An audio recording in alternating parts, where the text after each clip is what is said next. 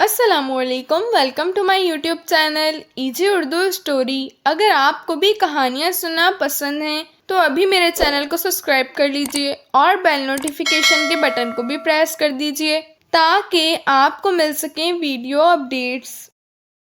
سینکڑوں برس پہلے کی بات ہے کہ ملک سیستان پر ایک نیک دل بادشاہ حکومت کرتا تھا۔ اس کا نام شاہ نواز تھا۔ شاہ نواز کا ایک ہی بیٹا تھا جس کا نام شہزادہ سفیان تھا۔ شہزادہ سفیان بے حد نیک، رحم دل اور بہادر نوجوان تھا۔ اس شہزادے کو دوسرے شہزادوں کی طرح سیر و تفریح اور شکار وغیرہ سے کوئی لگاؤ نہ تھا۔ وہ عموماً اپنے باپ کے ساتھ دربار میں جاتا تھا اور درباری معاملات میں اپنے باپ کا ہاتھ بٹاتا تھا۔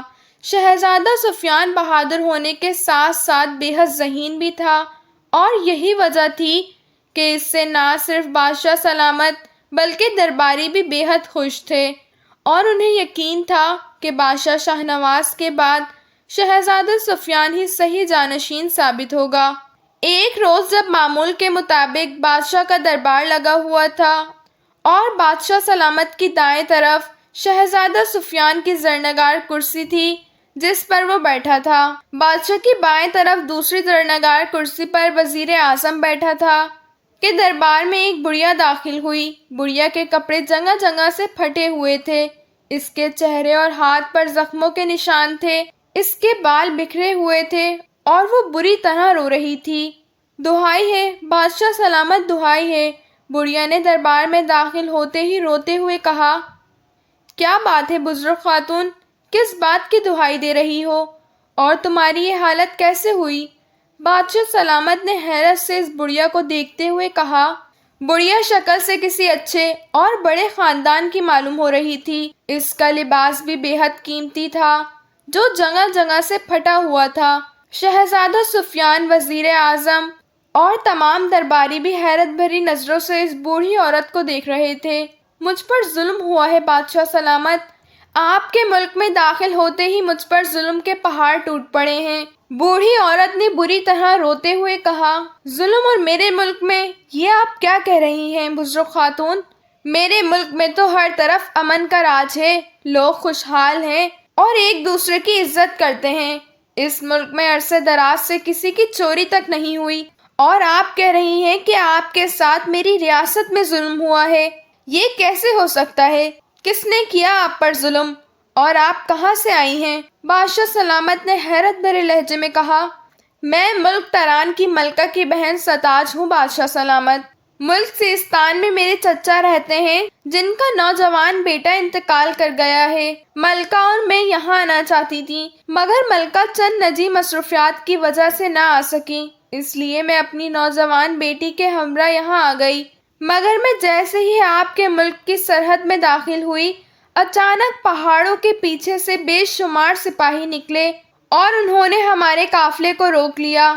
ان سپاہیوں نے ہمارے قافلے کو روک کر اچانک ہم پر حملہ کر دیا۔ ان سپاہیوں کی تعداد بہت زیادہ تھی، انہوں نے نہ صرف قافلے کے تمام افراد کو ہلاک کر دیا بلکہ ہمارا سارا مال و اسباب بھی لوٹ کر لے گئے اور میری بیٹی گل رخ کو بھی زبردستی اپنے ساتھ لے گئے۔ میں نے انہیں روکنے کی بے حد کوشش کی مگر انہوں نے مجھ پر بھی حملہ کر دیا۔ میں بڑی مشکلوں سے ان سب سے جان بچا کر بھاگی تھی۔ انہوں نے دور تک میرا پیچھا کیا مگر میں ایک گھوڑے پر سوار ہو کر ان سے دور نکل گئی، تب انہوں نے میرا پیچھا چھوڑ دیا اور واپس چلے گئے۔ بوڑھی عورت نے روتے ہوئے اپنا حال بتایا۔ ناممکن، قطعی ناممکن، ہماری سرحدی سپاہی ایسی گھٹیا حرکت کر ہی نہیں سکتی۔ بزرگ خاتون، قافلے پر حملہ کرنا اور انہیں لوٹنا نہیں، آپ کو ضرور کوئی غلط فہمی ہوئی ہے، وہ ہمارے ملک کے سپاہی نہیں ہو سکتے۔ بادشاہ سلامت نے حیرت اور غصے سے کہا۔ وہ سپاہی ہی تھے بادشاہ سلامت، انہوں نے سپاہیوں جیسے ہی لباس پہن رکھے تھے۔ بوڑھی عورت نے کہا۔ وزیر اعظم، یہ ہم کیا سن رہے ہیں؟ ہمارے ملک کے سپاہی دوسرے ملکوں سے آنے والے قافلوں کو کب سے لوٹنا شروع کر چکے ہیں اور کیوں؟ بادشاہ سلامت نے وزیر اعظم سے مخاطب ہو کر کہا۔ نہیں بادشاہ سلامت، ہمارے ملک کے سپاہی ایسی گھٹیا حرکت نہیں کر سکتے، ان خاتون کو ضرور کوئی غلط فہمی ہوئی ہے۔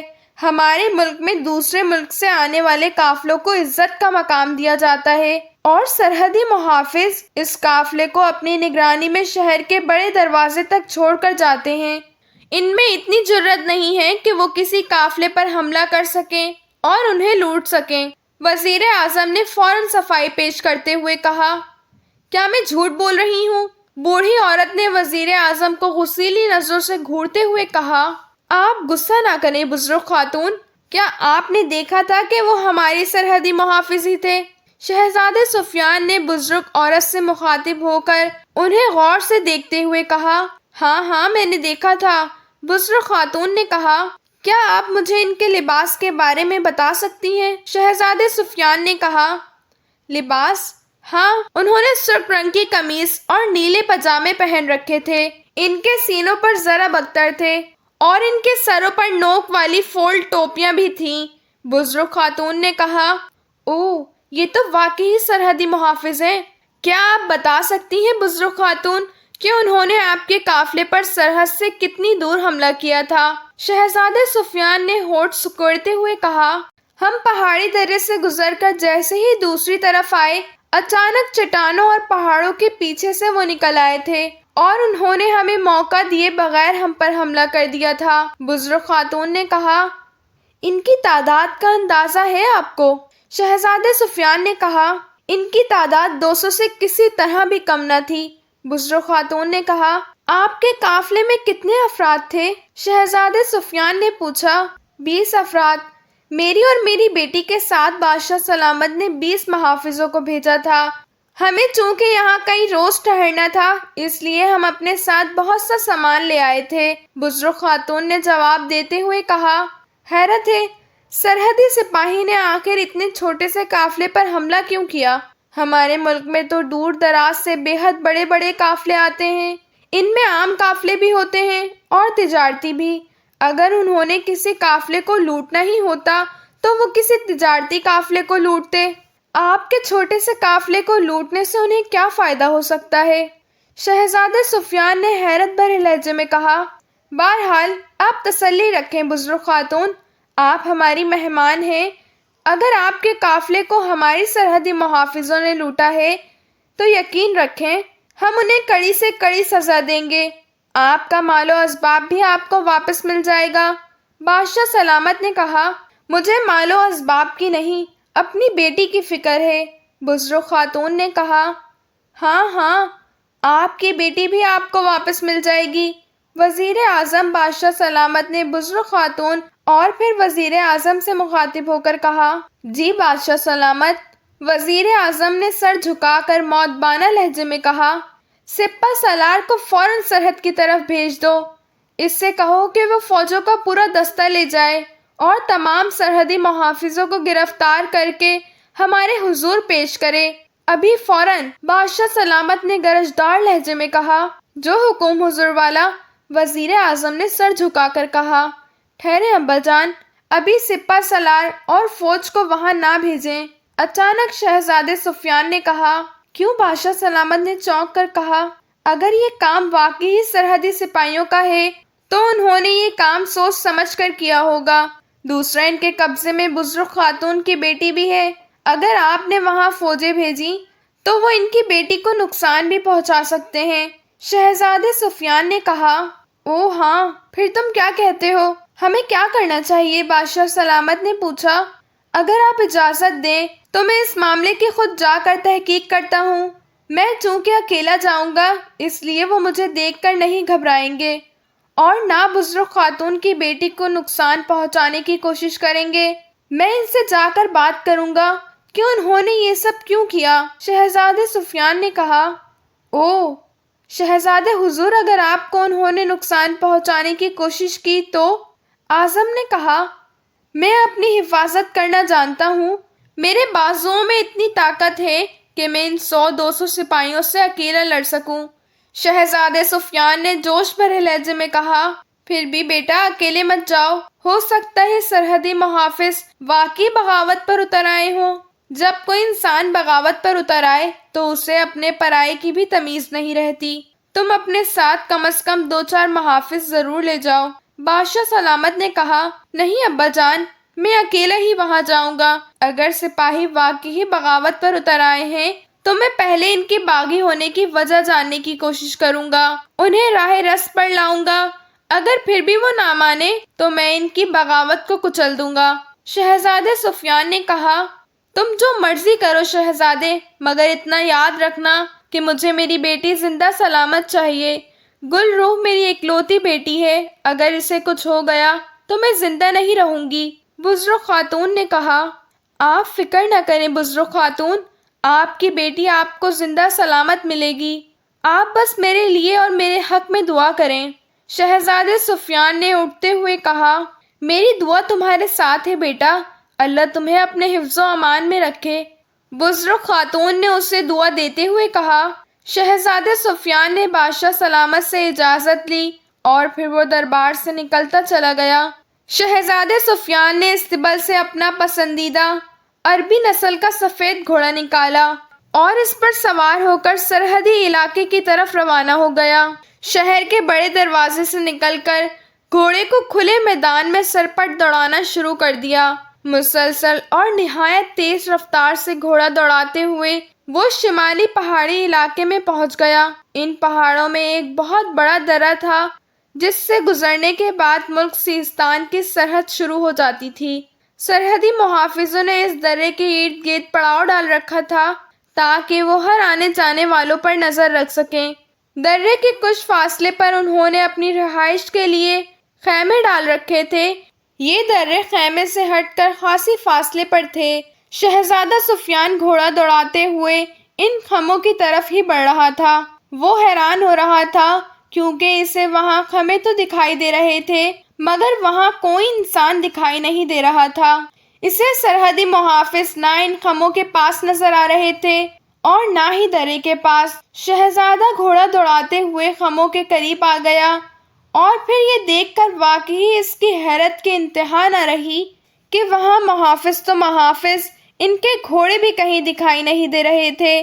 سارے خیمے خالی تھے، البتہ خیموں میں محافظوں کے استعمال کا سامان اور ان کے بستر ضرور موجود تھے۔ یہ کیا؟ یہ سب کے سب محافظ کہاں غائب ہو گئے ہیں؟ شہزادے سفیان نے حیرت سے بڑبڑاتے ہوئے کہا۔ اس نے گھوڑے سے اتر کر ایک ایک خیمے کو دیکھ لیا مگر وہاں واقعی کوئی انسان موجود نہیں تھا۔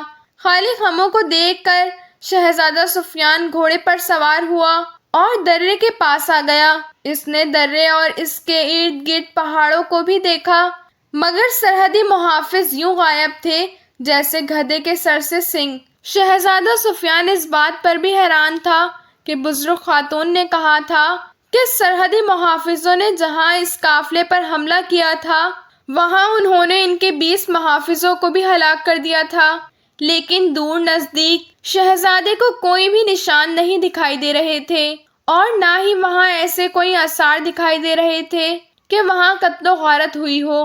حیرت ہے، اگر میں بزرگ خاتون کی بات کو جھوٹ بھی مان لوں تو یہ سب سرحدی محافظ کہاں غائب ہو سکتے ہیں؟ شہزادے سفیان نے ایک چٹان کے قریب آ کر گھوڑے سے اترتے ہوئے کہا۔ اس نے گھوڑے کو یوں ہی کھلا چھوڑ دیا اور ایک صاف ستھرے چٹان پر آ کر بیٹھ گیا۔ تم کسے تلاش کر رہے ہو خوبصورت شہزادے؟ اچانک شہزادے سفیان کو ایک باریک سی آواز سنائی دی تو وہ بے اختیار چونک پڑا۔ اس نے ادھر ادھر دیکھا مگر اسے وہاں کوئی دکھائی نہ دیا۔ آواز کسی لڑکی کی تھی۔ کون ہے؟ یہ کون بول رہا ہے؟ شہزادے سفیان نے حیرت سے ادھر ادھر دیکھتے ہوئے کہا۔ اسی لمحے شہزادے سفیان کی آنکھوں کے سامنے دھماکہ سا ہوا اور اچانک اس کے سامنے رنگ برنگ کے پروں والی ایک خوبصورت شہزادی نمودار ہو گئی۔ تتلی اپنے بڑے بڑے پر پھیلائے ہوا میں اڑ رہی تھی۔ شہزادے سفیان نے جو غور سے اس تتلی کو دیکھا تو اس کی آنکھوں میں شدید حیرت ابھر آئی کیونکہ وہ جسے تتلی سمجھ رہا تھا وہ عام تتلی نہیں تھی بلکہ ایک چھوٹی سی تتلی پری تھی۔ تتلی پری نے سنہرے رنگ کا نہایت خوبصورت لباس پہن رکھا تھا۔ اس کی آنکھیں نیلی تھیں اور اس کے سر پر ہیروں والا ایک نہایت خوبصورت تاج جگمگا رہا تھا۔ تم تتلی پری ہو؟ شہزادے سفیان نے حیرت سے اس تتلی کو دیکھتے ہوئے کہا۔ ہاں میں تتلی پری ہوں، تتلی پری۔ تتلی پری نے مسکراتے ہوئے کہا، تتلی پری بہت خوبصورت نام ہے۔ شہزادے سفیان نے کہا، تمہارا نام کیا ہے؟ تتلی پری نے مسکرا کر کہا، شہزادہ سفیان، میں ملک سیستان کا شہزادہ ہوں۔ شہزادے سفیان نے مسکراتے ہوئے کہا، تمہارا نام بھی خوبصورت ہے۔ تتلی پری نے کہا، تم کہاں سے آئی ہو؟ شہزادے سفیان نے پوچھا، میں تتلی پری ہوں اور پریاں پرستان میں رہتی ہیں۔ میں بھی پرستان سے آئی ہوں۔ تتلی پری نے کہا، پرستان سے؟ شہزادے سفیان نے کہا، ہاں، میں پرستان کی ایک ریاست پھول نگر کی شہزادی ہوں۔ مجھے انسانی دنیا دیکھنے کا بے حد شوق ہے، اس لیے میں یہاں آئی ہوں۔ تتلی پری نے کہا، اوہ، تو یہ بات ہے، لیکن تمہارا قد تو بے حد چھوٹا ہے۔ دیکھنے میں تم بالکل تتلیوں جیسی معلوم ہو رہی ہو، جبکہ میں نے سنا ہے کہ پریاں قد کاٹ میں انسانوں جیسی ہی ہوتی ہیں۔ شہزادے سفیان نے کہا، پرستان کی بے شمار ریاستیں ہیں، وہاں جنات کی بہت سی آبادیاں بھی ہیں، وہاں کا آدم پریاں بھی ہوتی ہیں، بے حد لمبی بھی اور ہم جیسی چھوٹی تتلیوں جیسی بھی۔ تتلی پری نے کہا، اب تم کہاں جا رہی ہو؟ شہزادہ سفیان نے پوچھا، بتایا تو ہے، میں انسانی دنیا دیکھنے جا رہی تھی۔ مجھے معلوم ہوا تھا کہ ملک سیستان پھولوں کا ملک ہے، وہاں رنگ برنگ کے اور نہایت خوبصورت پھول کھلتے ہیں جو سارا سال بہار دکھاتے رہتے ہیں۔ میں ان پھولوں کے دستے میں جا رہی تھی۔ میری قسمت اچھی ہے کہ مجھے راستے میں پھولوں کے دستے کا ایک شہزادہ مل گیا۔ اب میں پھولوں کے دستے میں خوب اچھی طرح سیر و تفریح کر سکوں گی۔ تتلی پری نے کہا تو شہزادہ بے اختیار مسکرا دیا، ضرور خوبصورت شہزادی، میں تمہیں اپنے ملک لے جا کر خوب سیر کراؤں گا۔ میرا ملک واقعی ہی پھولوں کا دستہ ہے۔ اس ملک میں ہر رنگ کے پھول کھلتے ہیں جنہیں دیکھنے کے لیے دور دراز سے سیاح آتے رہتے ہیں۔ شہزادے سفیان نے کہا، تو چلو دکھاؤ مجھے اپنے پھولوں کا دستہ۔ تتلی پری نے کہا، ذرا رکو ننھی پری، میں یہاں ایک ضروری کام سے آیا تھا، اسے پورا کر لوں پھر چلتے ہیں۔ شہزادے سفیان نے کہا، ارے ہاں، میں کافی دیر سے تمہیں ادھر ادھر جاتے دیکھ رہی تھی، تم پریشان بھی ہو، کیا بات ہے؟ مجھے بتاؤ، شاید میں تمہاری کوئی مدد کر سکوں۔ تتلی پری نے کہا تو شہزادے سفیان نے اسے ساری بات بتا دی۔ اوہ، تو یہ بات ہے۔ تتلی پری نے کہا، ہاں، میں حیران ہوں کہ آخر سب کے سب سرحدی محافظ کہاں غائب ہو گئے ہیں۔ ایسا لگ رہا ہے کہ جیسے انہیں زمین نے نگل لیا ہو یا آسمان نے اٹھا لیا ہو۔ ان میں سے کسی ایک کا بھی نشان تک مجھے نہیں مل رہا۔ میں انہیں ہر جگہ دیکھ چکا ہوں۔ شہزادے سفیان نے کہا، تم کہو تو میں معلوم کروں کہ وہ سب کہاں ہیں اور یہاں کیا ہوا تھا۔ تتلی پری نے شہزادے کو دیکھتے ہوئے کہا، تم معلوم کرو گی، مگر کیسے؟ شہزادے سفیان نے حیران ہو کر کہا، میں تتلی پری ہوں شہزادے، میرے پاس بے شمار پراسرار صلاحیتیں ہیں، میں ان کے بارے میں سب کچھ بتا سکتی ہوں۔ تتلی پری نے مسکراتے ہوئے کہا، اگر ایسی بات ہے تو بتاؤ یہاں کیا ہوا تھا اور ہمارے سرحدی محافظ کہاں غائب ہو گئے ہیں؟ شہزادے سفیان نے کہا، ابھی بتاتی ہوں۔ تتلی پری نے کہا اور اس نے اپنی آنکھ بند کر لی۔ اچانک اس کے گرد چمکدار ستارے نمودار ہو گئے اور وہ ستارے اس کے ارد گرد ناچنے لگے۔ شہزادہ سفیان حیرت بھری نظروں سے ان چمکتے اور ناچتے ہوئے ستاروں کو دیکھ رہا تھا، جس کی روشنی میں تتلی پری اور زیادہ حسین نظر آ رہی تھی۔ تم واقعی تتلی پریوں کی حسین شہزادی ہو۔ شہزادے سفیان نے اس کے حسن کی تعریف کرتے ہوئے کہا۔ تتلی پری اسی طرح کافی دیر تک آنکھیں بند کیے اسی میں متعلق رہی، پھر اس نے یکم آنکھ کھول دی۔ جیسے ہی اس نے آنکھ کھولی، اس کے گرد ناچتے ہوئے رنگ برنگ کے چمکدار ستارے غائب ہو گئے۔ میں نے معلوم کر لیا ہے شہزادے سفیان، سب کچھ معلوم کر لیا ہے، تتلی پری نے کہا۔ اس کے لہجے میں بے پناہ تشویق اور پریشانی کے آثار تھے۔ کیا معلوم کیا ہے اور تم اس قدر پریشان کیوں ہو؟ شہزادے سفیان نے چونکتے ہوئے کہا، یہ سب جاکوس جادوگر نے کیا ہے شہزادے۔ تتلی پری نے جیسے کھوئے کھوئے لہجے میں کہا، جاکوس جادوگر؟ شہزادے سفیان کے منہ سے نکلا، ہاں، جاکوس جادوگر انتہائی ظالم، بے رحم اور شیطان صرف جادوگر ہے، جو انسانوں پر بے پناہ ظلم کرنے کے ساتھ ساتھ دوسری مخلوقوں پر بھی اپنا راج جمانے کے لیے ان پر ظلم کرتا رہتا ہے۔ انسانوں کو کیڑے مکوڑوں کی طرح ہلاک کرنا اس کا شوق ہے۔ وہ انسانوں کو ہلاک کر کے ان کے دل نکال کر کھا جاتا ہے۔ تتلی پری نے کہا، اوہ، اس قدر ظالم جادوگر ہے وہ؟ شہزادے سفیان نے ہونٹ سکیڑتے ہوئے کہا، ہاں، اس جادوگر نے جادوئی سپاہیوں کی ایک فوج بنا رکھی ہے۔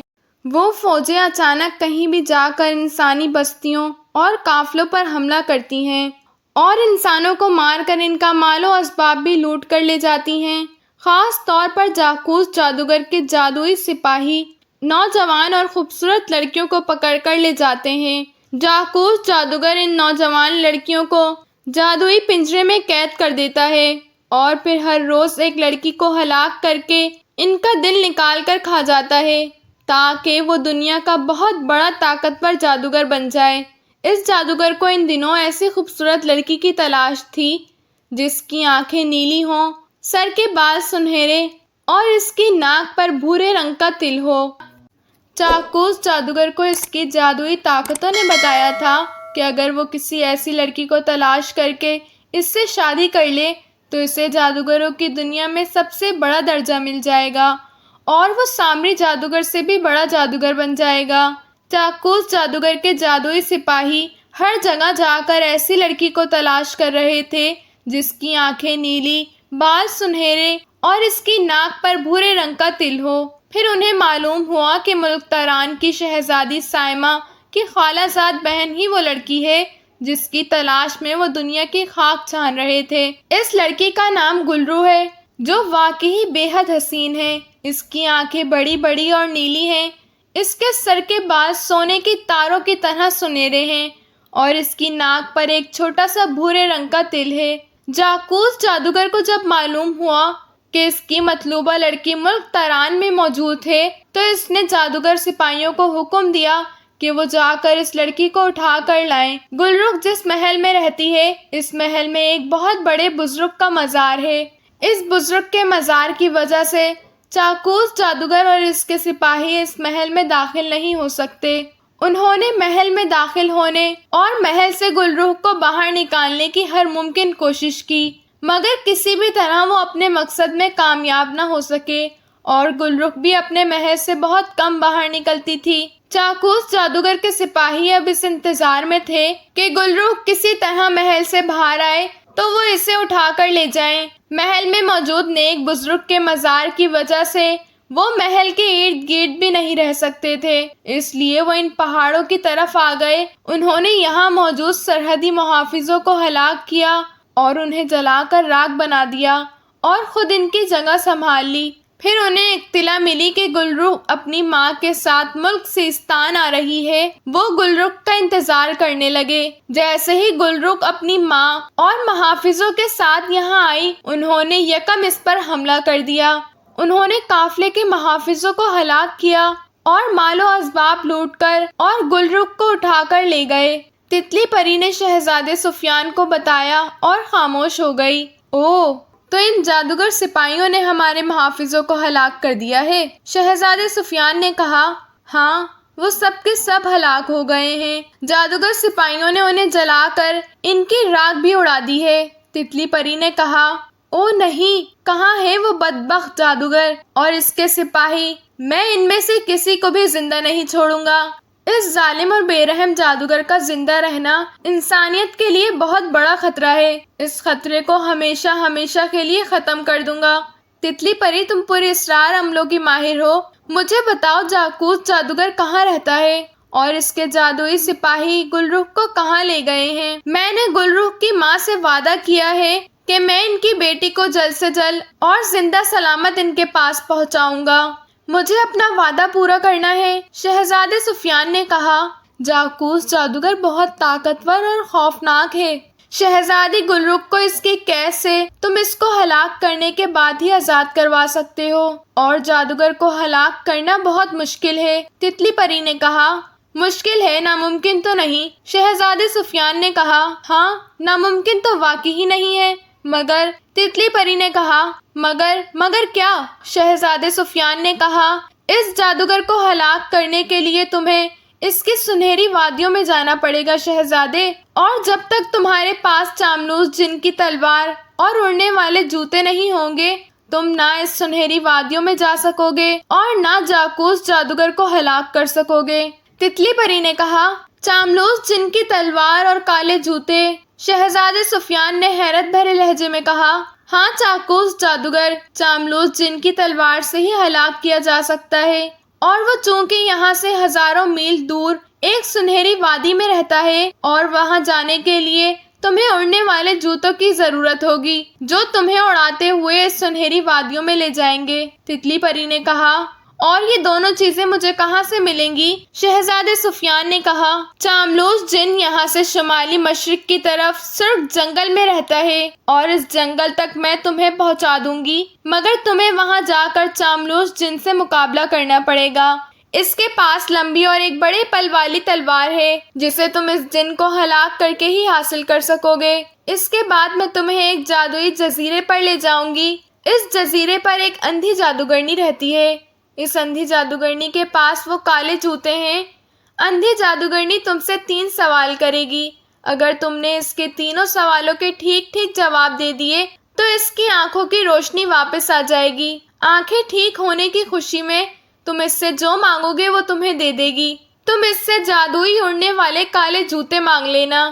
ان جوتوں کو جب تم اپنے پیروں میں پہنو گے تو تمہارا جسم ہلکا پھلکا ہو جائے گا اور تم انہیں جہاں جانے کا حکم دو گے وہ تمہیں فوراً اڑا کر وہاں پہنچا دیں گے۔ تتلی پری نے کہا، ٹھیک ہے، میں یہ سب کرنے کے لیے تیار ہوں، لیکن ایک مسئلہ ہے۔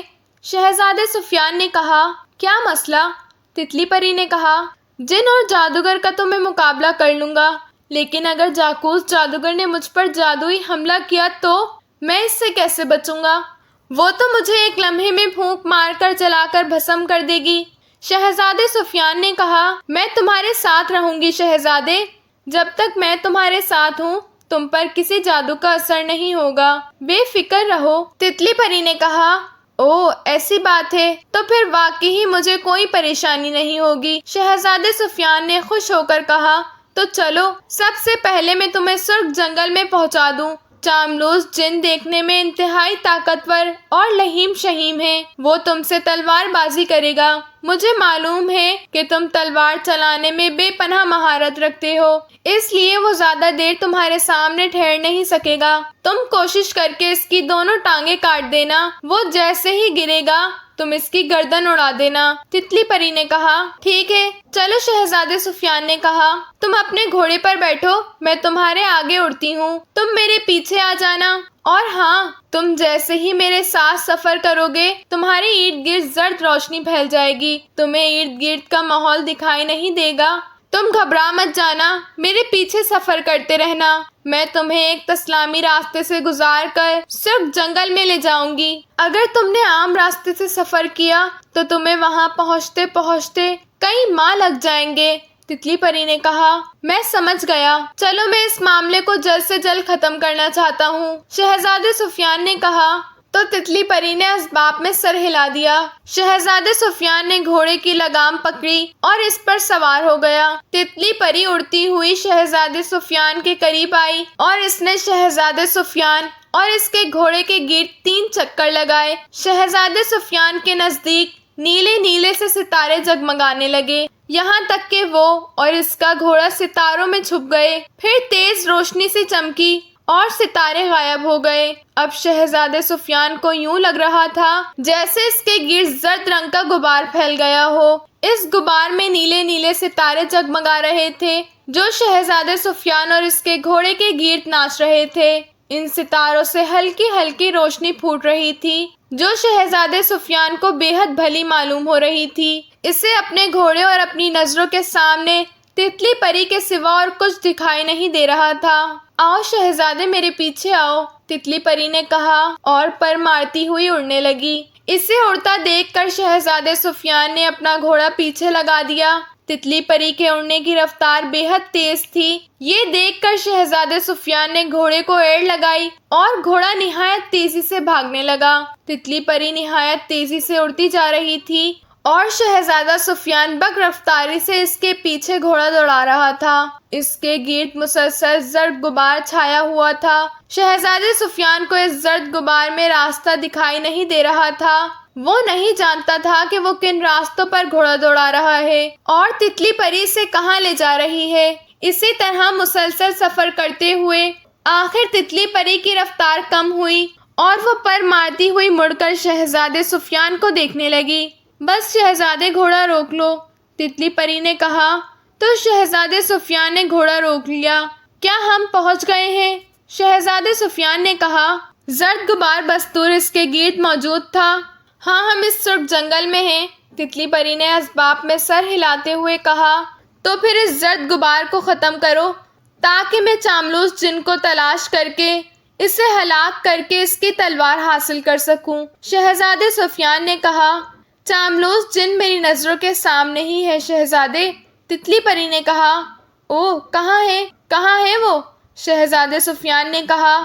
میں اس زرد غبار کو ہٹاؤں گی تو وہ تمہیں دکھائی دے جائے گا، لیکن اس سے پہلے کہ میں اس زرد غبار کو ختم کروں، میں تمہیں ایک چیز دیتی ہوں، اسے منہ میں رکھ لو، تتلی پری نے کہا۔ اور اس نے فضا میں ہاتھ مارا تو اس کے ہاتھ میں سنہرے رنگ کا ایک موتی آ گیا۔ موتی مٹر کے دانے جتنا تھا اور اس میں سے سنہرے رنگ کی کرنیں پھوٹ رہی تھیں۔ یہ لو، اسے منہ میں رکھ لو۔ اس سنہرے موتی کو منہ میں رکھنے سے تمہارے جسم میں بے پناہ طاقت آ جائے گی اور تم آسانی سے چاملوس جن کا مقابلہ کر سکو گے، تتلی پری نے کہا۔ تو شہزادے سفیان نے اسباب میں سر ہلا کر اس موتی کو لے لیا تو اچانک اسے ہلکا سا جھٹکا لگا اور ساتھ ہی اسے اپنے جسم میں بجلی کی لہر سی دوڑتی ہوئی محسوس ہونے لگی۔ میں زرد دھواں ختم کر رہی ہوں، اب تم چاملوس جن سے لڑنے کے لیے تیار ہو جاؤ، تتلی پری نے کہا۔ تو شہزادے سفیان نے اسباب میں سر ہلا دیا۔ تتلی پری نے دونوں ہاتھوں کو آگے کیا اور پھر دونوں ہاتھ دروازہ کھولنے والے انداز میں دائیں بائیں پھیلا دیے۔ دوسرے لمحے شہزادے سفیان نے اپنے ارد گرد چھائے ہوئے زرد غبار اور چمکدار ستاروں کو غائب ہوتے دیکھا۔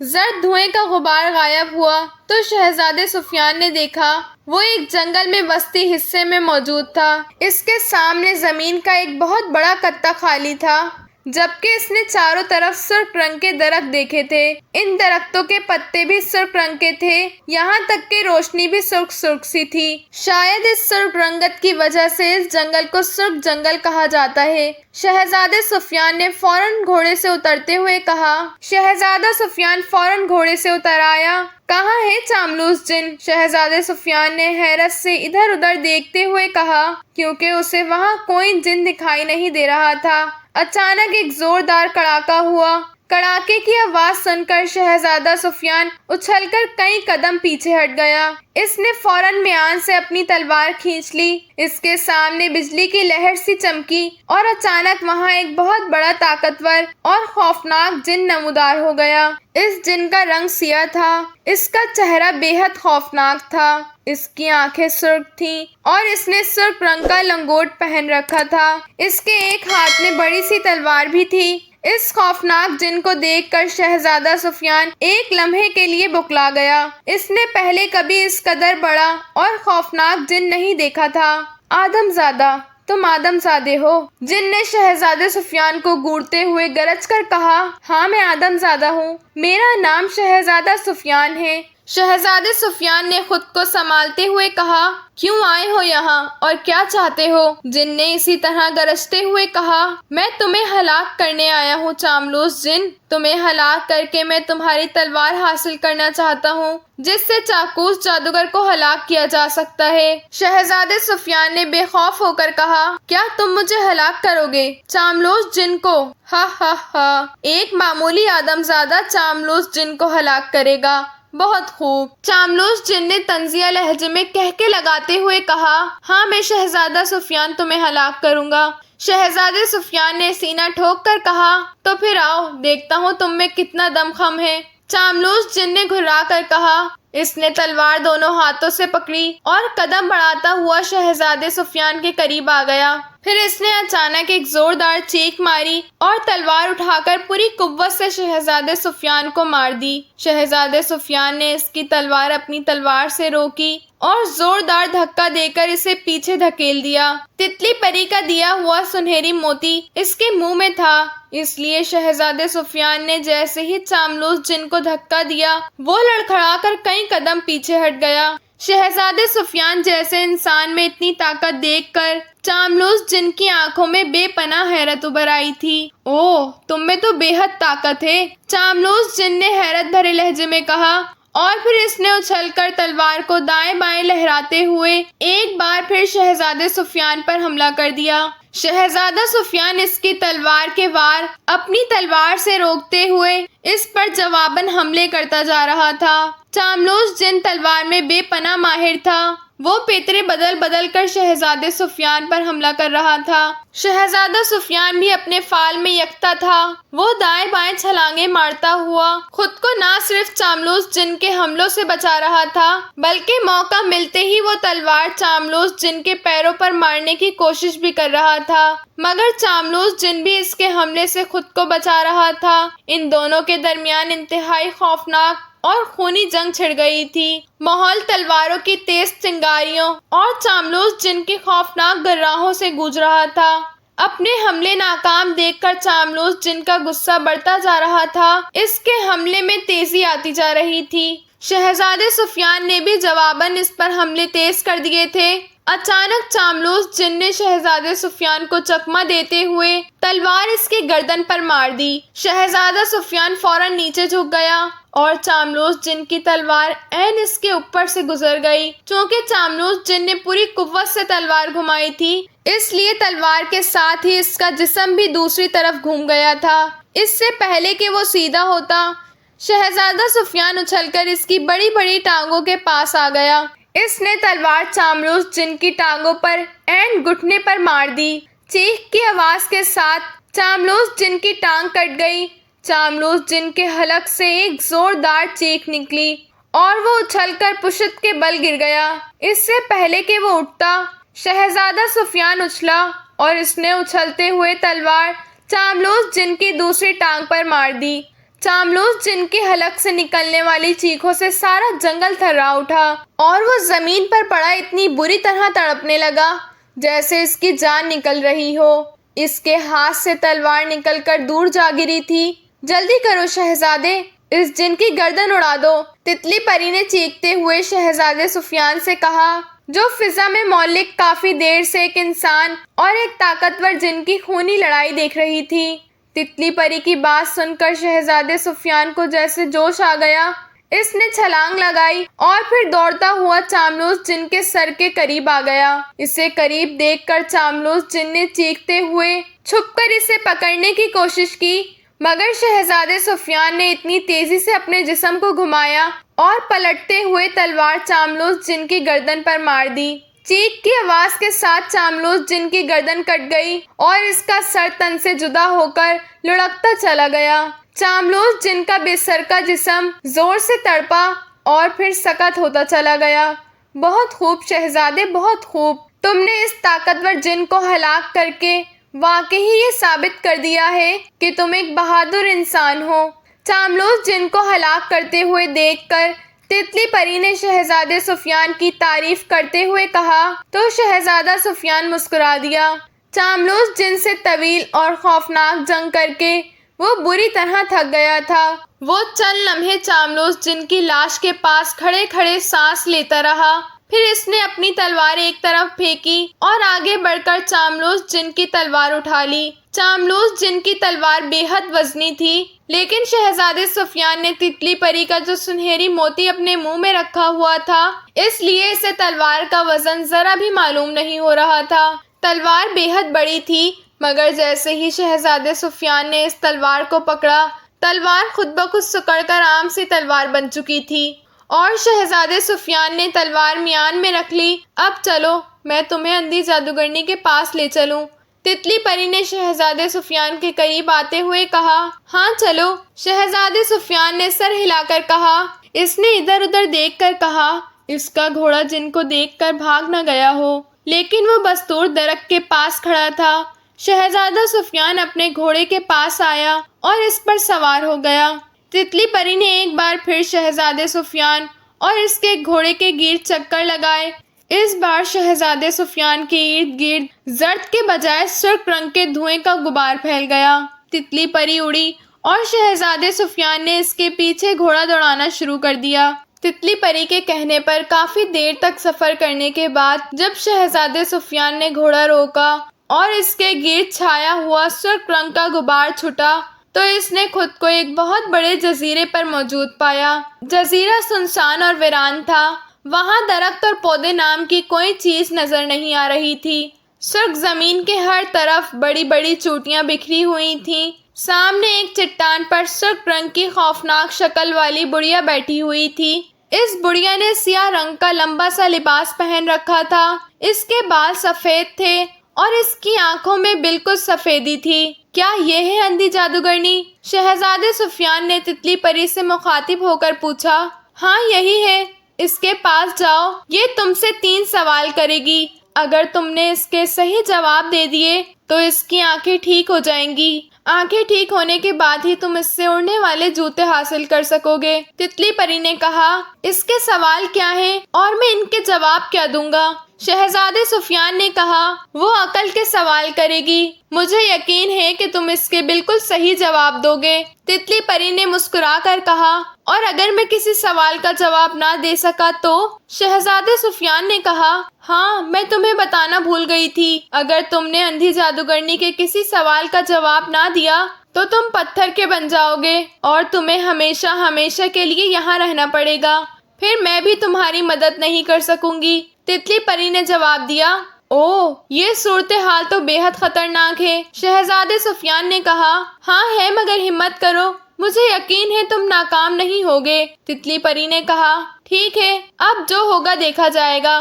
شہزادے سفیان نے کہا اور گھوڑے سے اتر کر چٹانوں کی طرف بڑھتا چلا گیا۔ چٹانوں پر چڑھ کر وہ اندھی جادوگرنی کے سامنے جا پہنچا۔ کون ہے یہاں؟ اندھی جادوگرنی نے اس کی موجودگی کا احساس کرتے ہوئے ادھر ادھر سر گھماتے ہوئے کہا، میں شہزادہ سفیان ہوں۔ شہزادے سفیان نے کہا۔ ایک انجانی آواز سن کر اندھی جادوگرنی بری طرح چونک پڑی۔ شہزادہ سفیان؟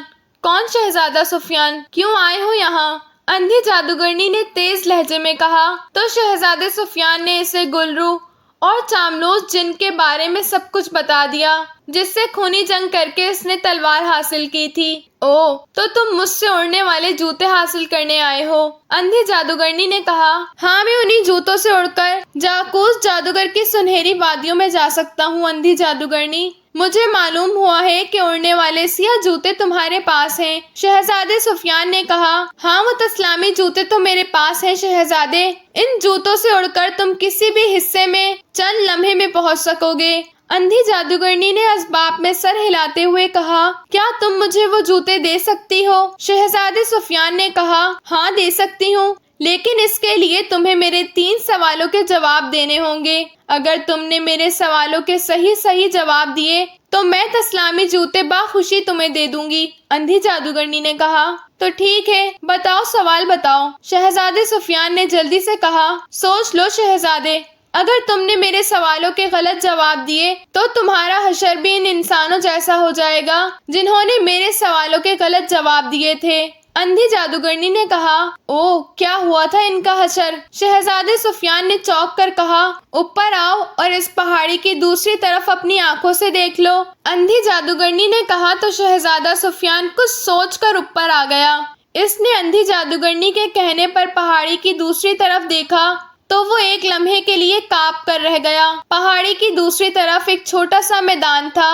اس میدان میں اسے بے شمار انسان بت بنے دکھائی دے رہے تھے۔ یہ کیا یہ سب انسان زندہ تھے؟ شہزادے سفیان نے حیرت بھرے لہجے میں کہا، ہاں یہ سب کے سب زندہ تھے۔ یہ مجھ سے دولت حاصل کرنا چاہتے تھے۔ میں نے ایک جادوئی طاقت کو انسانی روپ میں جگہ جگہ بھیج رکھا ہے جو میرے بارے میں ہر طرف یہ اعلان کرتی ہے کہ اگر کوئی اس جزیرے پر آیا اگر میرے 3 سوالوں کے صحیح جواب دے گا تو میں اسے انعام میں بے شمار ہیرے جواہرات دوں گی۔ یہاں آنے والے یہ سب انسان دولت کے لالچی تھے اور میں نے انہیں پتھر کے بت میں تبدیل کر دیا۔ تم پہلے انسان ہو جو یہاں دولت کی لالچ میں نہیں بلکہ ایک نیک کام کرنے کے لیے مجھ سے اڑنے والے کالے جوتے لینے آئے ہو، لیکن میں وہ جوتے تمہیں بھی اس شرط پر دوں گی جب تم میرے سوالوں کے صحیح جواب دو گے۔ اندھی جادوگرنی نے کہا، اگر میں نے تمہارے صحیح جواب دیے تو کیا اڑنے والے کالے جوتوں کے ساتھ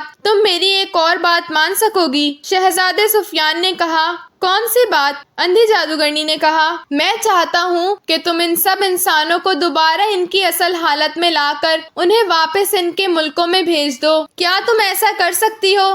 شہزادے سفیان نے کہا تو اندھی جادوگرنی بے اختیار ہنس پڑی۔ تم بہادر ہونے کے ساتھ ساتھ رحم دل بھی ہو شہزادے۔ ٹھیک ہے، اگر تم نے میرے تینوں سوالوں کے ٹھیک جواب دے دیے تو میں اڑنے والے کالے جوتے تمہیں دے دوں گی اور ان تمام انسانوں کو بھی بوتوں سے دوبارہ انسان بنا کر اور انہیں بہت سا انعام دے کر ان کے ملکوں میں واپس بھیج دوں گی۔ اندھی جادوگرنی نے کہا تو اس کی بات سن کر شہزادے سفیان کی آنکھوں میں چمک آ گئی۔ شہزادے سفیان نے تتلی پری کی طرف دیکھا جو اندھی جادوگرنی سے کچھ فاصلے پر فضا میں پر پھیلا رہی تھی۔ اس کے ہونٹوں پر بھی شہزادے سفیان کی رحم دلی دیکھ کر پرخلوص مسکراہٹ ابھر آئی تھی۔ ٹھیک ہے، میں تمہارے سوالوں کے جواب دینے کے لیے تیار ہوں، شہزادے سفیان نے کہا تو اس کی بات سن کر اندھی جادوگرنی کا چہرہ چمک اٹھا۔ بہت خوب، یہ بتاؤ دنیا میں پہلے انڈا آیا تھا یا مرغی؟ اندھی جادوگرنی نے اپنا پہلا سوال کرتے ہوئے کہا، ہم آدم ثانی یعنی حضرت نوح کی اولاد ہیں اندھی جادوگرنی۔ جب طوفان نوح آیا تھا تو حضرت نوح نے ایک بہت بڑی کشتی تیار کی تھی اور انسانوں کے ساتھ ساتھ اس کشتی میں جانوروں کے بھی جوڑے رکھ لیے تھے، اس لیے پہلے مرغی ہی اس دنیا میں موجود تھی۔ شہزادے سفیان نے اس سیدھے سے اور آسان سوال کے جواب کو بغیر کسی پریشانی سے دیتے ہوئے کہا۔ اندھی جادوگرنی خوشی سے اچھل پڑی، تم نے بالکل صحیح کہا ہے شہزادے، واقعی اس دنیا میں پہلی مرغی آئی تھی۔ تم ذہین ہو، بے حد ذہین، اندھی جادوگرنی نے خوش ہوتے ہوئے کہا۔ شکریہ، شہزادے سفیان نے کہا۔ اب دوسرا سوال سنو۔ ایک اونچی دیوار پر ایک طرف ریت ہی ریت ہے اور دوسری طرف دریا۔ دیوار پر کوا بیٹھ کر انڈا دے گا تو کہاں گرے گا، ریت پر یا دریا میں؟ اندھی جادوگرنی نے کہا تو اس کا سوال سن کر شہزادہ سفیان مسکرا دیا۔ بڑا آسان سا جواب ہے، کوا انڈا نہیں دیتا، شہزادے سفیان نے کہا تو اندھی جادوگرنی ایک بار پھر اچھل پڑی۔ بہت خوب شہزادے۔ اب تیسرا اور آخری سوال سنو۔ دنیا کی زمین پر کتنے حصے پر پانی ہے اور کتنے حصے پر خشکی؟ اندھی جادوگرنی نے خوشی سے لرزتے ہوئے کہا۔ اس کا سوال سن کر شہزادے سفیان نے سکون کا سانس لیا، جیسے وہ ڈر رہا ہو کہ اندھی جادوگرنی کہیں اس سے ایسا سوال نہ کر دے جس کا جواب دینے میں اسے مشکل ہو، اور ایسی صورت میں وہ وہیں پتھر کا بھی بن سکتا تھا۔ مگر اندھی جادوگرنی نے اس سے واقعی بے حد آسان سوال کیے تھے۔ جغرافیائی طور پر دنیا کو 10 حصوں میں تقسیم کیا گیا ہے، ان میں سے 7 حصے پر پانی یعنی سمندر ہے اور 3 حصوں پر خشکی ہے، شہزادے سفیان نے کہا تو اندھی جادوگرنی خوشی کے مارے اچھل پڑی۔ اچانک اس کی آنکھوں میں تیز روشنی سی چمکی اور اس کی آنکھوں کی سفیدی میں سیاہ پتلے نظر آنے لگے۔ میں ٹھیک ہو گئی ہوں، اب مجھے سب کچھ دکھائی دے رہا ہے۔ تم نے میرے سوالوں کے صحیح جواب دے کر مجھے میری بینائی لوٹا دی ہے ذہین شہزادے، میں بہت خوش ہوں، بہت خوش، اندھی جادوگرنی نے خوشی سے ناچتے ہوئے کہا، جس کی آنکھیں واقعی اب ٹھیک ہو گئی تھیں۔ چلو اچھا ہوا، تمہارا نام کیا ہے؟ شہزادے سفیان نے کہا۔ باقلی جادوگرنی، میرا نام باقلی ہے، اندھی جادوگرنی نے کہا۔ کیا اب تم مجھے اڑنے والے جوتے دے سکتی ہو؟ شہزادے سفیان نے کہا۔ ہاں کیوں نہیں، باقلی جادوگرنی نے کہا۔ اس نے دونوں ہاتھ دائیں بائیں لہرا کر شہزادے سفیان کے پیروں پر جھٹکے تو ایک دھماکہ سا ہوا اور شہزادے سفیان کے پیروں سے اس کے جوتے غائب ہو گئے اور خود بخود اس کے پیروں میں سیاہ جوتے نظر آنے لگے۔ ان جوتوں کے دونوں طرف ننھے مگر رنگدار پڑ لگے ہوئے تھے۔ لو شہزادے، میں نے تمہیں تسلامی جوتے دے دیے، اب تم ان کی مدد سے کہیں بھی آسانی سے جا سکتے ہو۔ یہ جوتے تمہیں چند لمحے میں جاکوس جادوگر کی دنیا میں پہنچا دیں گے۔ باکلی جادوگرنی نے کہا، میں تمہارا شکریہ ادا کرتا ہوں باکلی جادوگرنی، تم نے مجھے تسلامی جوتے دے کر میری بہت بڑی پریشانی دور کر دی ہے۔ شہزادے سفیان نے کہا، شکریہ تو مجھے تمہارا ادا کرنا چاہیے شہزادے، تمہاری وجہ سے آج مجھے میری بینائی مل گئی ہے جو ایک بزرگ کی بددعا کی وجہ سے چلی گئی تھی۔ اس بزرگ نے کہا تھا کہ جب تک کوئی انسان خود یہاں آ کر تمہارے 3 سوالوں کے صحیح جواب نہ دے گا، میں اس وقت تک اندھی رہوں گی۔ آج تم 100 سالوں کے انتظار کے بعد آئے ہو، اب میں دیکھ سکتی ہوں، اس لیے میں تمہارا شکریہ ادا کرتی ہوں۔ باکلی جادوگرنی نے کہا، اب تم اپنا دوسرا وعدہ پورا کرو اور ان تمام انسانوں کو پتھروں کے بت سے بدل کر دوبارہ انسان بنا دو۔ شہزادے سفیان نے کہا، اوہ ہاں ضرور۔ باکلی جادوگرنی نے کہا، اور پھر اس نے کوئی منتر پڑھ کر پھونکا تو میدان میں موجود تمام بت فوراً انسان بنتے چلے گئے۔ خود کو اصلی حالت میں آتے دیکھ کر وہ بہت خوش ہوئے۔ شہزادے سفیان نے ان کے پاس جا کر انہیں ساری تفصیل بتا دی۔ یہ جان کر کہ اندھی جادوگرنی نے شہزادے سفیان کے کہنے پر انہیں بتوں سے دوبارہ انسان بنا دیا ہے تو وہ سب شہزادے سفیان کا شکریہ ادا کرنے لگے۔ اندھی جادوگرنی نے وعدے کے مطابق ان سب کو بے شمار ہیرے جواہرات دیے اور ان سب کو جادو سے غائب کر کے واپس ان کے ملکوں میں پہنچا دیا تاکہ وہ ہنسی خوشی زندگی بسر کر سکیں۔ ہم دونوں نے ایک دوسرے کا شکریہ ادا کر دیا ہے، تمہیں تمہاری آنکھیں مل گئی ہیں اور مجھے تسلامی جوتے۔ اب میں جاکوس جادوگر کی سنہری وادیوں میں جا رہا ہوں۔ شہزادے سفیان نے کہا، سنو شہزادے، میں تمہیں جاکوس جادوگر کی سنہری وادیوں کے بارے میں کچھ بتانا چاہتی ہوں۔ باکلی جادوگرنی نے کہا، کیا؟ شہزادے سفیان نے پوچھا۔ سنہری وادی میں ایک انسان کا بہت بڑا بت نظر آئے گا، وہ بت جاکوس جادوگر کا ہے، اس کا خوفناک چہرہ دیکھ کر تم ڈرنا نہیں۔ جاکوس جادوگر کے بت کے ہاتھ میں ایک تکون سا پنجرا ہے، اس پنجرے میں تمہیں سرخ لباس والی جادوئی لڑکی بند نظر آئے گی، تم چاملوس جن کی تلوار مار کر اس پنجرے کو توڑ دینا اور پنجرے میں قید سرخ لباس والی جادوئی لڑکی کو فوراً ہلاک کر دینا۔ جیسے ہی تم سرخ لباس والی جادوئی لڑکی کو ہلاک کرو گے، تمہارے سامنے جاکوس جادوگر کے جادوئی سپاہی آئیں گے، تمہیں ان سب کو ہلاک کرنا ہوگا۔ جیسے ہی جاکوس جادوگر کے جادوئی سپاہی ہلاک ہوں گے، جاکوس جادوگر کا بت زندہ ہو کر تمہارے سامنے آ جائے گا، وہ تم پر جادوئی وار کرے گا، لیکن میرے جوتوں کی وجہ سے تم پر کوئی جادو اثر نہیں کرے گا۔ اپنے جادو ناکام دیکھ کر جاکوس جادوگر بھاگنے کی کوشش کرے گا، مگر تمہیں فوراً اس کو ہلاک کرنا ہوگا۔ اگر وہ وہاں سے بھاگ گیا تو تم کبھی اس کو تلاش نہیں کر سکو گے۔ باکلی جادوگرنی نے کہا، اوہ، یہ بتا کر تم نے مجھ پر ایک اور احسان کر دیا، تمہارا ایک بار پھر شکریہ۔ شہزادے سفیان نے کہا۔ باکلی جادوگرنی نے اسے چند باتیں مزید سمجھائیں اور پھر شہزادے سفیان نے اس سے اور تتلی شہزادی سے اجازت لی اور تسلامی جوتوں سے کہا کہ وہ اسے جاکوس جادوگر کی سنہری وادی میں پہنچا دیں۔ اس کا اتنا کہنا تھا کہ جوتوں پر لگے پر حرکت میں آئے اور شہزادہ سفیان ہوا میں بلند ہوتا چلا گیا۔ رات کا وقت تھا، چونکہ ہر طرف گھپ اندھیری چھائی ہوئی تھی، اس لیے شہزادے سفیان کو کچھ دکھائی نہیں دے رہا تھا کہ وہ کتنی بلندی پر ہے اور جوتے اسے کس طرف لے جا رہے ہیں۔ وہ کافی دیر تک اڑتا رہا، پھر شہزادے سفیان کو یوں محسوس ہوا جیسے وہ نیچے اتر رہا ہو۔ چند لمحے میں اس کے قدم ٹھوس زمین پر آ لگے۔ جیسے ہی اس کے قدم زمین پر لگے، یک بارگی کی تیز روشنی چمکی اور شہزادے سفیان کی ارد گرد سیاہ روشنی سی پھیل گئی۔ وہ سیاہ رنگ کی عجیب و غریب وادی میں کھڑا تھا، اس کے ارد گرد چٹانیں سیاہ تھیں جن سے سنہری روشنی پھوٹ رہی تھی جیسے وہ سونے کی ہوں۔ شہزادے سفیان کے سامنے ایک سیاہ رنگ کا بہت بڑا پتلا تھا جس کا منہ کھلا ہوا تھا۔ وہ بت جاکوس جادوگر کا تھا جو بے حد خوفناک تھا۔ اس بت کا ہاتھ آگے بڑھا ہوا تھا جس میں ایک بڑا اور تکون سا پنجرا لٹکا ہوا تھا۔ پنجرے میں سرخ لباس پہنے ایک نہایت خوبصورت لڑکی بند نظر آ رہی تھی، وہ پنجرے میں گھٹنے کے بل بیٹھی ہوئی تھی۔ شہزادے کو دیکھ کر وہ بری طرح چونک پڑی۔ اس سے پہلے کہ وہ شہزادے سفیان سے کوئی بات کرتی، شہزادے سفیان نے تلوار کو دونوں ہاتھوں سے پکڑ کر اپنے جسم کو گھما کر تلوار پوری قوت سے اس پنجرے پر مار دی۔ ایک زوردار کڑاکا ہوا اور جاکوس جادوگر کے بت کے ہاتھ سے پنجرا غائب ہو گیا اور پنجرے میں موجود سیاہ لباس والی لڑکی ایک زوردار دھماکے کے ساتھ نیچے آ گری۔ رک جاؤ شہزادے، مجھے کچھ مت کہنا، میں تمہاری دشمن نہیں ہوں، سرخ لباس والی لڑکی نے بری طرح سے چیختے ہوئے کہا۔ مگر شہزادے سفیان کو باکلی جادوگرنی نے پہلے ہی بتا دیا تھا کہ وہ جادوئی لڑکی ہے۔ اس نے لڑکی کی کوئی بات نہ سنی اور اس نے آگے بڑھ کر تلوار کا بھرپور وار کر کے جادوئی لڑکی کا سر تن سے جدا کر دیا۔ جیسے ہی وہ لڑکی کا سر کٹا، ایک زوردار کڑاکا ہوا اور اس لڑکی کا سر اور جسم یکلگ جل کر راکھ بنتا چلا گیا۔ پھر اچانک شہزادے سفیان کو تیز شور کی آواز سنائی دی۔ اس نے پلٹ کر دیکھا، اسے سرخ قمیضوں اور زرد شلواروں والے بے شمار سپاہی چٹانوں کے پیچھے سے نکل کر اپنی طرف آتے دکھائی دیے۔ ان کے ہاتھوں میں تلوار تھی۔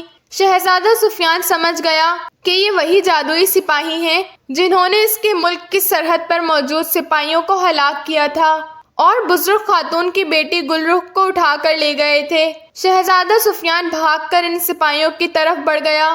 جادوئی سپاہی بری طرح سے چیختے ہوئے اس پر پل پڑے۔ شہزادہ سفیان اچھل کر ان کے مقابلے پر آ گیا۔